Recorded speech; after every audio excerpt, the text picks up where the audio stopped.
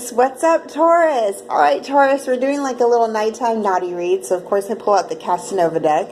And these pictures are hilarious.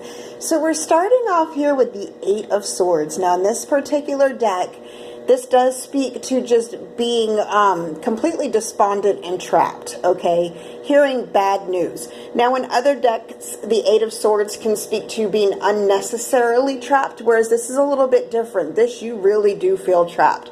You were in a situation, maybe a contract or an agreement, even a marriage for some of you, or a relationship that is just not, it's not making the grade. And I think for some of you, and again, this is not going to resonate for everyone, but I think some of you, this person that you're with is actually a little bit nasty. They're a little bit like mean. I'm getting crude, like they make crude jokes, like really inappropriate crude jokes that are pretty embarrassing at times. I'm getting that just randomly.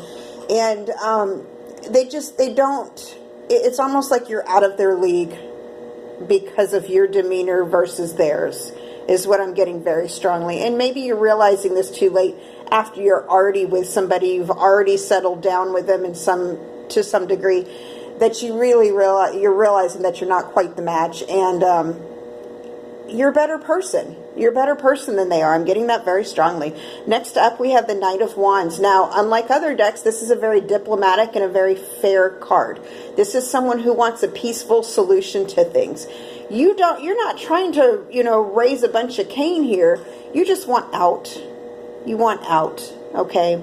Next up here, we have the Four of Wands, and in this deck, this is all peace, prosperity, a sense of self, regaining a sense of self, and really embracing who you really are. And this really speaks volumes, because I think you're waking up and realizing this is just not for me. This isn't working. This person is keep getting just a really rude person.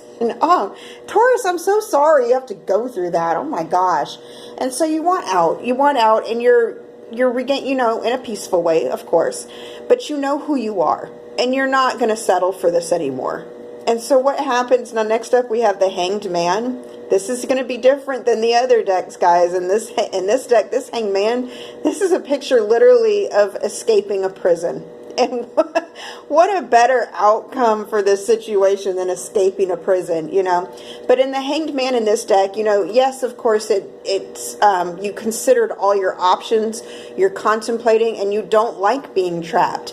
You're facing that you were, and you're not having it. This guy is literally escaping a prison. So when I see these cards all laid out in the way that they are, and again, when I do my shuffling off camera just to save time. So when I lay these cards out, I don't move them around or switch them around or anything. They tell the story as it is, and this is a very clear story. Again, it's not going to resonate for everybody who is a Taurus. However, for many of you it will, and I feel like in this particular case, you just want out. You want to get away from this rude person. There are better people out there for you, Taurus.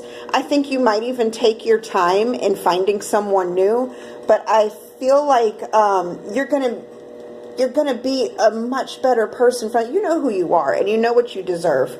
And you don't deserve you don't deserve what's going on in the beginning there. All right, Taurus, until next time, over and out.